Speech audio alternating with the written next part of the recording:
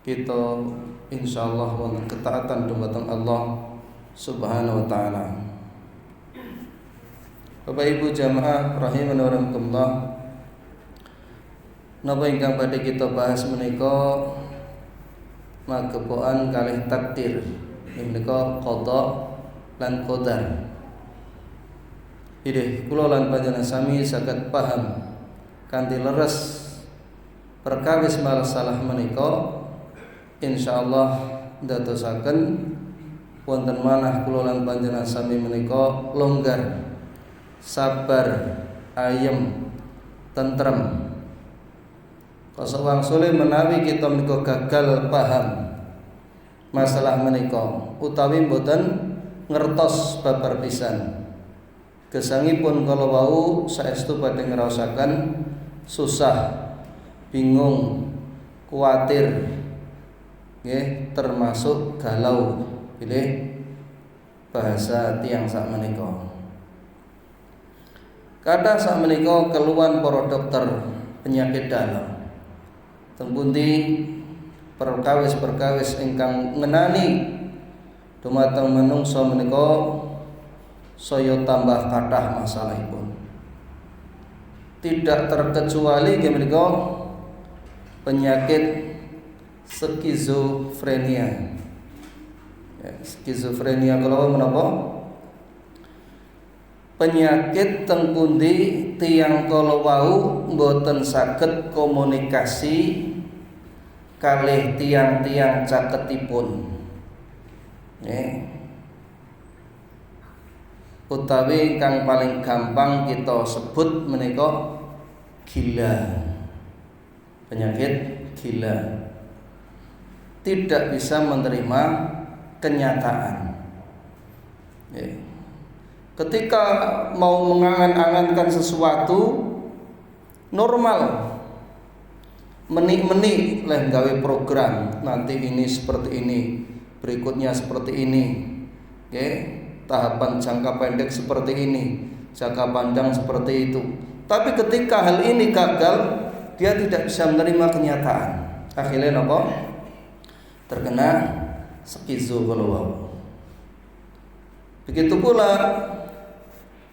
apa yang dirasakan ketakutan yang akan datang, dadosaken raos cemas, khawatir, sehingga menimbulkan depresi.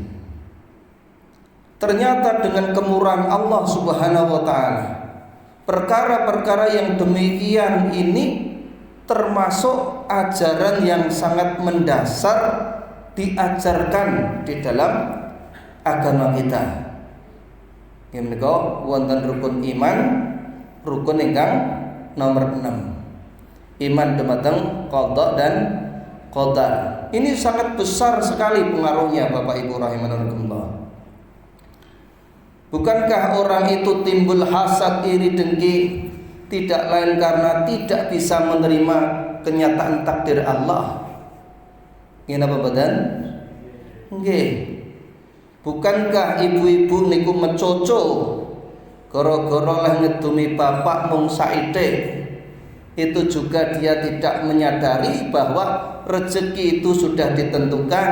Nggih napa mboten? Nggih. Dan ini banyak akan mempengaruhi dalam kehidupan seseorang. Makanya di dalam memahami ini menawi jenengan kalau saged paham kanthi leres niki insyaallah badhe ngraosaken ayem tentrem. Kita mlebet wonten materi. Secara bahasa qadha menika merapatkan sesuatu dan menyempurnakan secara qadha. Adapun qadar nggih menika menentukan.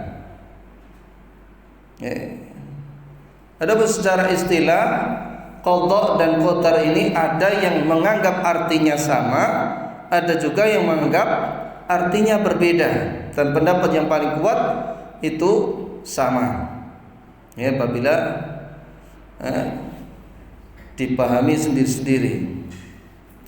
Di antara yang berpendapat seperti ini adalah seperti Syekh Muhammad Shalih Al-Munajjid. Yang baik pun ngendikaken adapun qada dan qadar secara istilah mereka penentuan Allah Ta'ala terhadap sesuatu sejak terdahulu. Ini sudah ditentukan.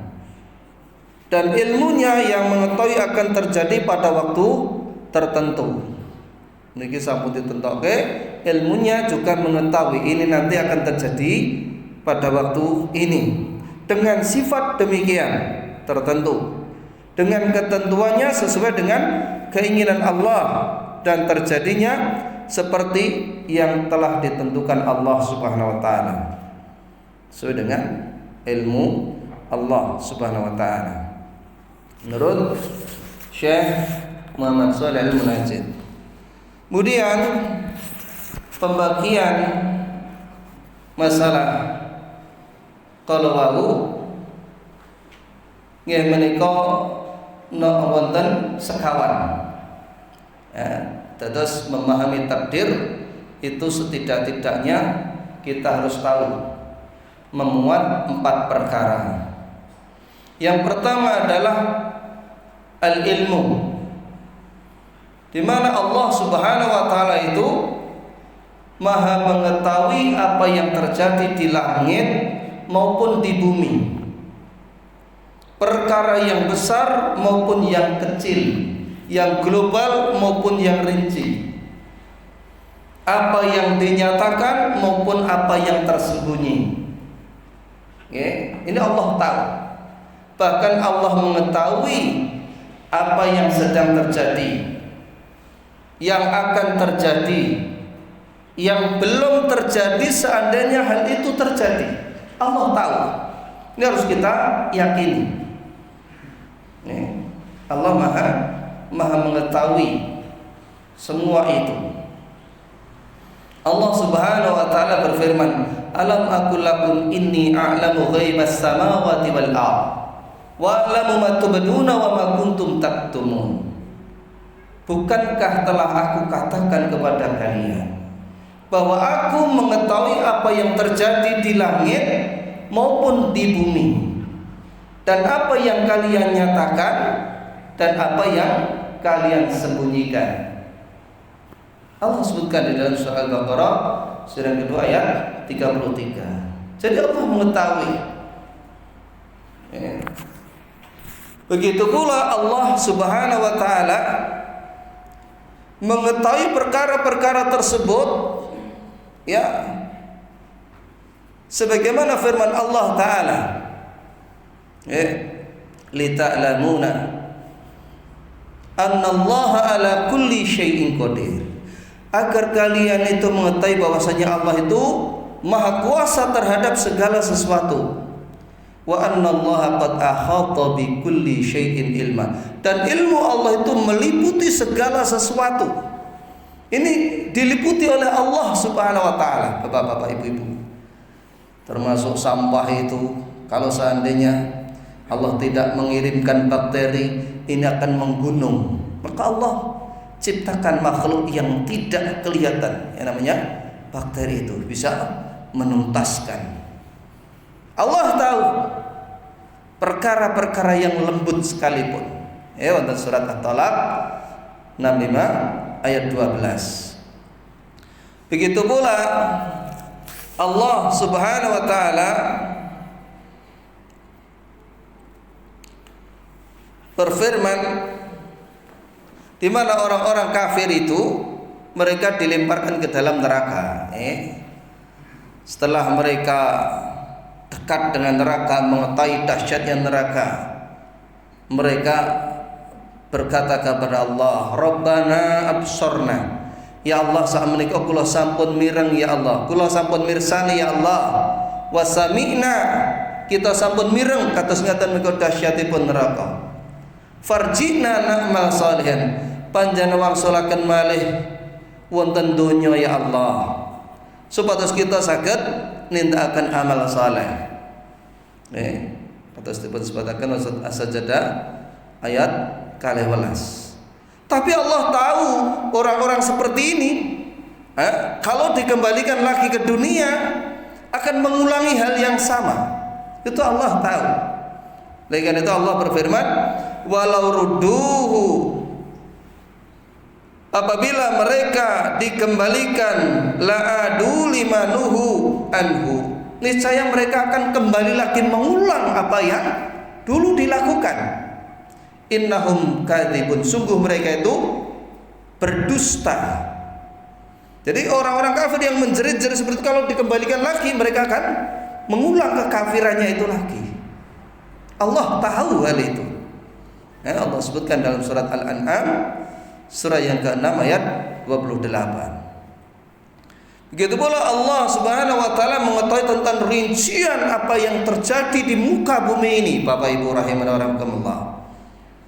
Allah sebutkan hal itu di dalam surat Al-An'am surah yang ke-6 ayat 59. Wa indahu mafatihul ghaibi la ya'lamuha illa huwa, dan di sisinya lah kunci-kunci keghaiban, tidak ada yang mengetahui kecuali Allah. Wa ya'lamu ma fil barri wal bahr, Allah mengetahui apa yang terjadi di daratan maupun di lautan. Wa ma tasqutu min waraqatin ya'lamuha, tidak ada daun yang jatuh itu kecuali Allah mengetahuinya. Berapa miliar Bapak Ibu jamaah daun yang jatuh di muka bumi setiap detiknya, coba bayangkan. Allah tahu.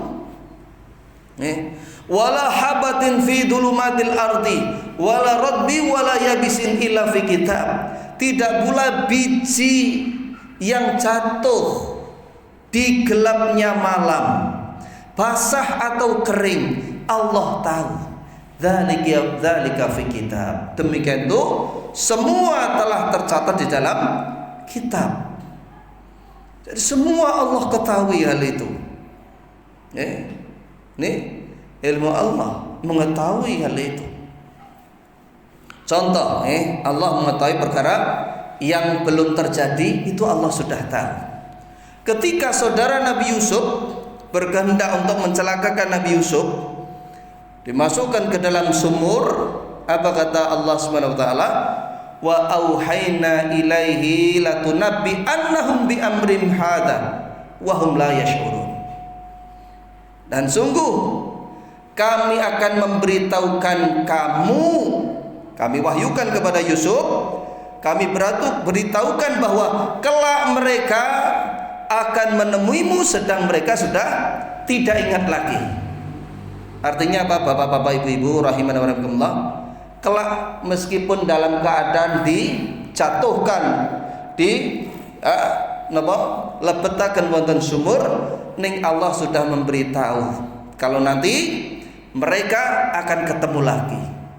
Allah pun ngertos dereng niki sampun. Maka akhirnya mereka pun ketemu lagi. Anta Yusuf, ketika sudah mulai disinggung-singgung, ini mulai terasa, saudaranya bertanya, apa engkau Yusuf? Seperti itu. Dia lupa.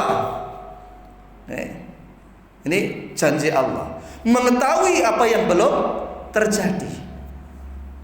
Begitu pula apa yang dilakukan Fir'aun, membunuh anak laki-laki, menghidupkan anak perempuan. Harun lahir ketika tidak dibunuh. Musa lahir ketika waktu dibunuh. Allah mewahyukan mengilhamkan kepada ibu Nabi Musa alaihissalam, supaya apa? Dihanyutkan ke sungai. Di mana Allah Subhanahu wa taala berfirman, "Inna radduhu ilaiki." Sungguh kami akan mengembalikan kepadamu. Wa ja'aluhu minal mursalin, dan kami akan menjadikan dia orang atau salah satu dari utusan. Ketika Nabi Musa diombang-ambingkan sungai, tidak membahayakan. Bahkan yang dikejar, yang dibunuh tidak didapatkan, justru makan bersama di rumah sinten Fir'aun laknatullah. Nah, inilah berlaku bagaimana Allah menghendaki. Idza arada syai'an ayyaqula lahu kun fayakun. Musa ini pun disusui oleh semua orang, tidak mau. Sehingga saudara yang menunjukkan, apakah engkau mau aku tunjukkan seorang yang bisa menyusukan dia? Maka ditunjukkan kepada ibunya. Ya tentu Musa alaihissalam mau. Inilah janji Allah. Inna radduhu ilaiki. Sungguh kami akan mengembalikan kepada engkau. Terbukti apa badan? Terbukti. Jadi apa yang belum terjadi itu Allah sudah tahu. Ini harus kita yakini, Bapak Ibu rahimanallah. Itu yang pertama, yaitu al-ilmu. Dan yang kedua yaitu kitabah, ya, pencatatan, di mana Allah Subhanahu wa taala mencatat semua kejadian apa yang terjadi di langit maupun di bumi, semua telah dicatat oleh Allah Subhanahu wa taala. Di mana Allah berfirman, alam ta'lam bukankah kamu telah mengetahui annallaha ya'lamu ma fis sama'i wal ardh, bahwa Allah itu mengetahui apa yang ada di langit maupun di bumi. Dzalika fil kitab, dzalika 'ala Allah yasir. Semua ini telah berada di dalam kitab dan ini bagi Allah mudah. Semua sudah dicatat oleh Allah Subhanahu wa taala. Disebutkan di dalam surat Al-Hajj 22 ayat 70. Jadi semua sudah dicatat oleh Allah Subhanahu wa taala.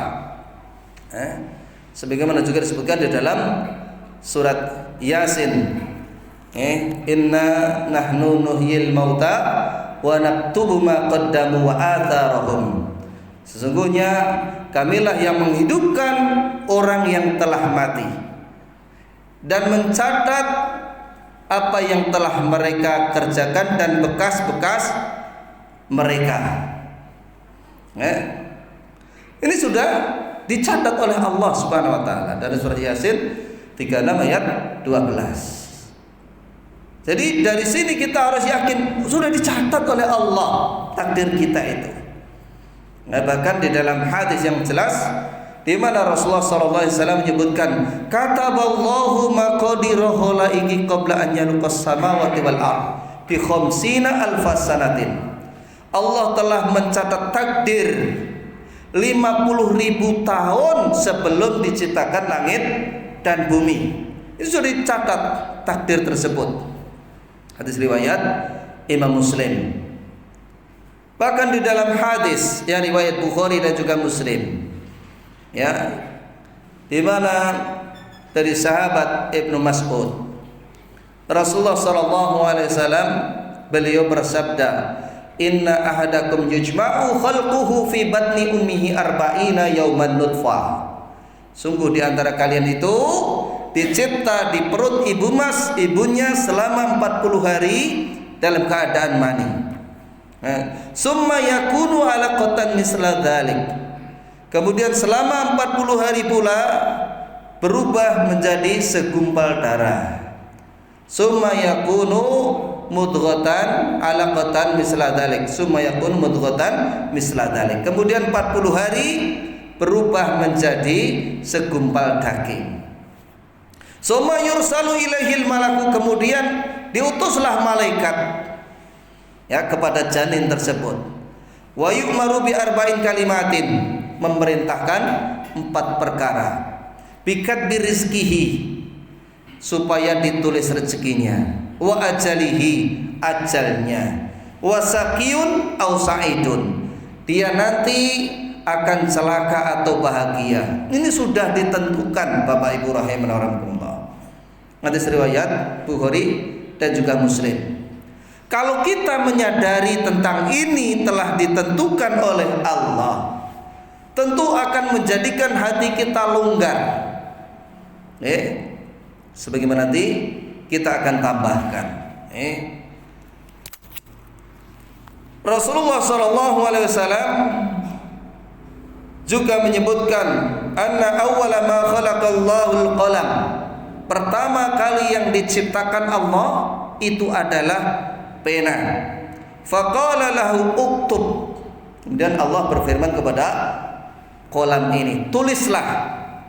Qala Rabbi wa ma aktub, ya Allah napa ingkang kula tulis? Qala uktub maqadira kulla syai'in hatta taqumas saah. Tulislah semua takdir yang akan terjadi sampai datangnya kiamat. Jadi ini sudah ditulis takdir kita itu. Sudah ditulis Allah Subhanahu wa taala. Kemudian yang ketiga yaitu masyiah, kehendak, dikehendaki oleh Allah. Di mana Allah Subhanahu wa taala memiliki kehendak, yang dikehendaki Allah pasti akan terjadi, dan yang tidak dikehendaki Allah pasti tidak akan terjadi. Begitu pula bagaimanapun kondisi orang tersebut, arep disrimpung, dijegal, dijeglok, kalau Allah ingin menyelamatkan maka dia akan selamat. Begitu pula karepe arep diumbulke, dijunjung, tapi kalau Allah akan menjatuhkan maka dia juga akan jatuh. Ini Allah menghendaki, ya. Oleh karena itu Allah sebutkan walau si'na, kalau seandainya kami menghendaki, niscaya kami berikan tiap-tiap jiwa itu petunjuk. Jadi kalau Allah kehendaki manusia ini semua diberi petunjuk, jadi tidak ada permusuhan, Bapak Ibu rahimahullah. Tapi di sana ada hikmah yang terkandung. Enten sing dereng kersa salat, didakwai, kemudian dia menerima dakwah tersebut atau mendapatkan hidayah sebagai ladang-ladang pahala. Enten sing salat, enten sing ngece, gitu Pak. Sing diece mengke angsal pahala lah ngoten to. Sebagai bentuk-bentuk ladang pahala. Adanya ujian-ujian seperti itu. Maka Allah memang menghendaki seperti itu. Manusia memiliki kehendak, Allah juga memiliki kehendak. Tapi kehendak Allah, kehendak manusia itu di bawah kehendak Allah. Ini harus kita tanamkan. Jadi kalau kehendak manusia di bawah kehendak Allah, kita sabar. Sebagaimana ini kenyataannya seperti itu. Bukan sebagaimana yang dipahami oleh sekelompok dari golongan Jabariyah, di mana Jabariyah ini yang dipelopori oleh Jahm bin Sofwan. Mereka mengatakan manusia itu seperti bulu yang berterbangan, tidak mampu mengendalikan apapun. Ini pendapat Jabariyah. Bertolak belakang 180 derajat yang dipahami Qadariyah. Qadariyah memiliki pemahaman manusialah yang menentukan semuanya tanpa campur tangan Allah. Ya, ini dipelopori oleh Ma'bad al-Juhani.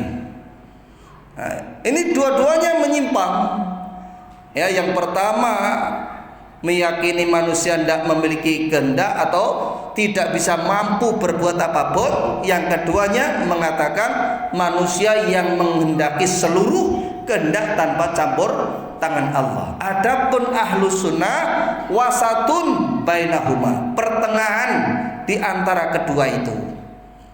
Manusia punya kehendak, Allah juga punya kehendak. Tapi manusia, kehendak manusia ini di bawah kehendak Allah. Sering saya berikan contoh. Contoh tiang keluar dandani gendeng bocor, kerengkelan hati-hati delalah gojekan musuhe gapuk jeglok bluk. Kira-kira niku disengaja jeglok napa mboten? Tak jeglok ben leren napa mboten? Tidak kan? Tidak. Ini menunjukkan manusia punya kehendak, jane ya wis hati-hati. Tapi di bawah kehendak Allah. Ngepit diwangi melipir-melipir, delaran jegok kok aspal, akhirnya kejelunguk. Apakah dia memang pengen jelunguk? Tidak mungkin. Nah, banyak hal ini sing macul hati-hati. Wes hati-hati cek keserempet, tras. Po teranah tak serempete sithik ben leren. Napa ngaten? Tidak kan? Itu menunjukkan kehendak manusia ini di bawah kehendak Allah.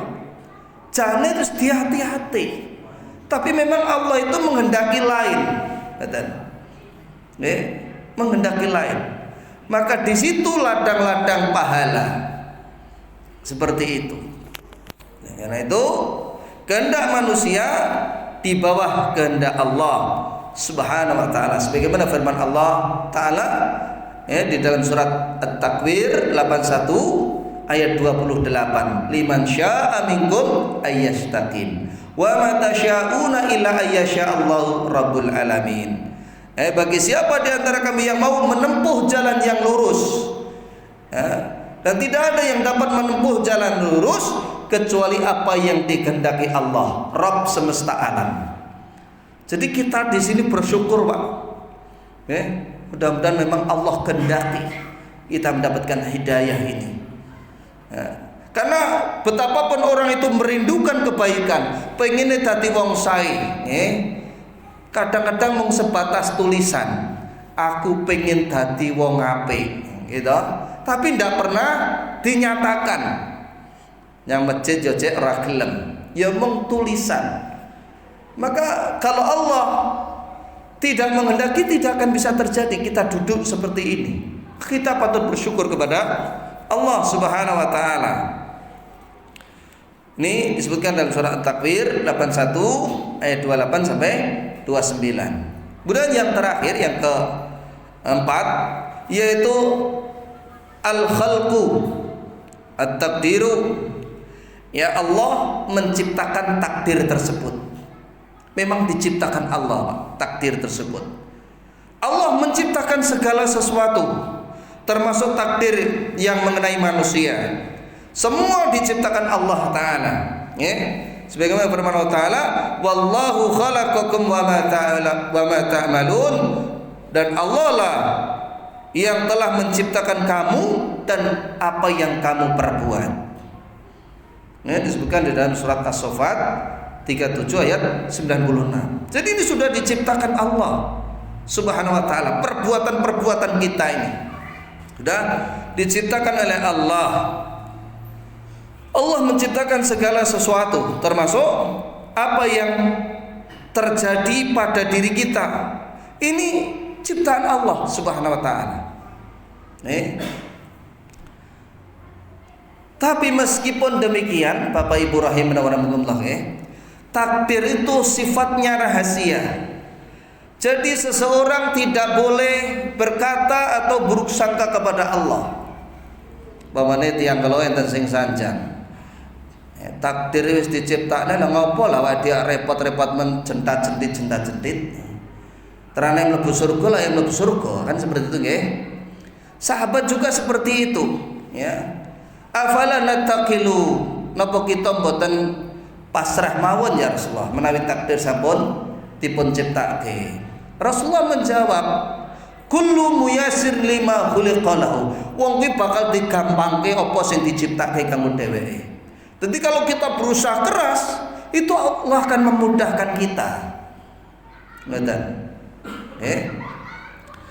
Jadi tidak boleh orang tersebut Allah nek nuki ora adil. Sing mlebu neraka wis ditakdirke gek piye? Ngono kuwi carane. Kan kadang-kadang orang berkata seperti itu. Takdire bacot neraka lah piye? Ngono kuwi jenenge lah ya ora adil. Maka kita jawab syubhat ini. Kita jawab. Orang apabila seseorang itu, taruhlah kita berikan contoh, enten tulisan, awas tegangan tinggi listrik, wis dipageri tebih saking tiang, gitu Pak. Niki nek wong waras ngadoh napa nyedak, Ngadon apa nyedak? Jawab ngono kok ewah men. Nek nyedak iki wis cutel pikire nggih to. Kok ngono nek dirangkul wis jelek urip. Maka ketika ada tulisan seperti itu, awas tegangan tinggi berbahaya, maka dia akan menjauh. Tapi kalau ada orang yang dia itu sengaja mendekat sehingga dia tersetrum dan mati, niku salah sing nekat nopo salah tulisan, Pak? Salah sing nekat. Contoh meleh, nggawa 20 ton truk muatan, jembatane mung maksimal 10 ton. Enten sing ngelikke, Mas, jembrol niki jembatan jenengan peksa. Pun kajenge kula nekat tok niki. Maka ketika dia nyebrang jembatan, jembrol, ambleng, dia masuk ke dalam sungai, sing salah tulisan apa sopere niki? Sopere. Contoh meneh. Murid niki jane sekolah favorit. Ning ra tau gelem sinau, nek mung dolan terus. Gurune cedak dilokke. Kowe nek dolan terus cara mengono kuwi ora iso munggah. Ya kajenge kula sak seneng-seneng kula umpamane. Delalah ulangan gak iso jawab, ora munggah tenan. Sing salah gurune napa murite? Murite. Saiki tak walik teng materi kita, gitu. Ketika Allah telah menurunkan kitab Al-Quran dan juga kitab-kitab sebelumnya, mengutus 315-an Rasul, 24.000 para Nabi, memperingatkan sapa sing taat Allah, taat Rasule bakal mlebu surga. Sapa sing dheweke maksiat ora gelem taat bakal diancam neraka. Tulisan ini sudah tersebar, sudah diketahui, tapi orang-orang tersebut masih juga tidak mau taat, tidak mau mengikuti petunjuk yang diberikan kepada Rasul. Niki salah tiang kelawon apa salah para nabi, para rasul dan juga Allah? Salah sinten niki? Salah tiang kelawon cetha niki. Kaya dene peringatan, itu sudah ditulis peringatan. Tapi dia masih seperti itu. Maka ketika dia kesetrum, dia amblong, dia ora iso munggah kelas, dia salah dewe. Bukan lagi salah Allah. Maka demikian pula ketika Allah telah menurunkan Al-Qur'an, memberikan peringatan, ya, orang tersebut menolak, maka tidak lagi Allah yang disalahkan. Dan kita tidak tahu. Ya, sapa sing mlebu neraka kan dia tidak tahu. Bisa saja dia mendengar Al-Qur'an, ya, mendengar suara adzan, dia berangkat ke masjid, bisa. Ngoten. Di antara hikmah takdir niki nggih Pak Bu nggih. Ini karena terbatasnya waktu nggih. Saya ringkas saja. Di antara hikmahnya yang pertama kali,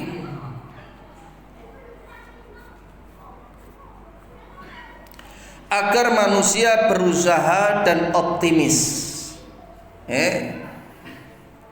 Ketika tidak mengetahui takdirnya, ini orang itu optimis Pak, semangat. Tapi kalau takdir sudah diketahui, wah niku nglokro mesti jenengan. Tirana sawah oleh aku seminggu mati aku. Mesti seperti itu kan? Loh, nopo? Aku takdirku seminggu mati. Tapi dengan dirahasiakan itu akan menjadikan orang bersemangat. Gimana badan? Nggak seperti itu. Dia optimis. Kemudian yang kedua, agar manusia itu tidak menyombongkan diri, tidak pula putus asa ketika gagal. Seperti itu bisa dibaca nanti di dalam surat Al-Hadid 57 ayat 22-23, di mana orang-orang kafir seperti negeri-negeri jiran, mereka kalau gagal apa yang dicita-citakan itu bunuh diri. Sebabnya apa? Mereka tidak bisa menerima kenyataan. Kalau kita tidak, oh panci pestine semene, ayem sudah. Ini adalah takdir dari Allah. Ayem, gagal usaha, kembalikan kepada Allah. Oh ini panci takdirnya seperti ini. Kita menyadari Allah memiliki hikmah. Bisa jadi aku nek sugih, saugo aku lali kira-kira. Dia akan mentarik ulur sehingga hatinya tentram. Tapi kalau orang itu tidak percaya dengan takdir, dia akan putus asa, Pak. Hidupnya itu hancur, seakan-akan dunia ini gelap. Kemudian yang terakhir, tidak boleh berargumentasi dengan takdir dalam perkara maksiat, itu tidak boleh. Teman-teman iki to ngono kuwi. Aku takdirku ngene iki tidak boleh. Kenapa? Kalau dia meninggalkan itu masih bisa. Sebaliknya kita berargumen boleh dengan takdir tersebut ketika kita dalam keadaan terkena musibah, itu boleh. Sebabnya apa Pak Bu? Tidak ada lagi pilihan. Mbak Eti nang rumah sakit Sragen, dirujuk nang Mawarti delalah malah dipundhut. Ngeten ta? Maka seperti itu, oh panci takdire semene. Sudah selesai. Beda dengan maksiat. Kalau maksiat itu meninggalkan masih bisa. Kalau seperti ini meninggal sudah tidak ada pilihan lagi. Maka berargumentasi hendaknya di dalam masalah musibah. Oke, ini diantara yang pokok-pokok karena tidak bisa menyampaikan secara keseluruhan. Mudah-mudahan bermanfaat. Kalau ada pertanyaan seputar materi, 2 atau 3 orang saya persilahkan. Monggo. Oke, monggo.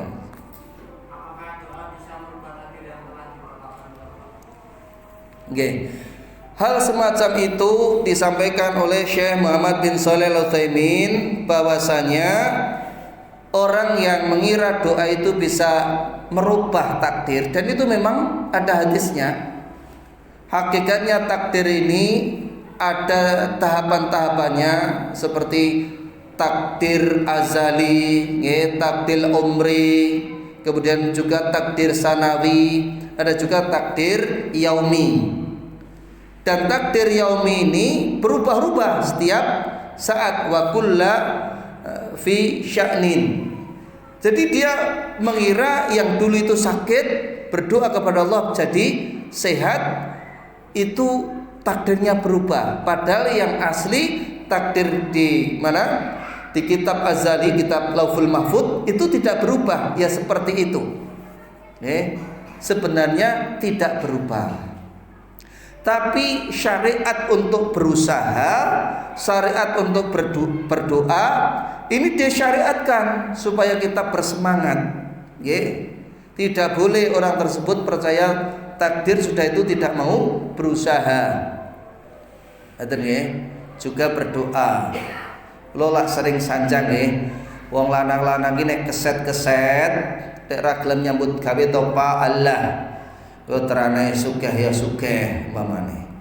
Niku yo kudu dikandakne ya ora apa-apa. Kene Pak iki kok terane wareg lah ya wareg rasa maem, Pak. Purun apa mboten? Dia tidak akan mau. Nek nyebrang dalan ki rasa lingak-lingu, Pak. Lingak-lingu itulah bentuk usaha ben selamatan iki. Wis rasa lingak-lingu. Bres tamat.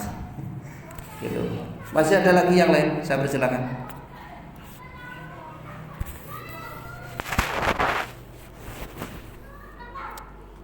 Sampun?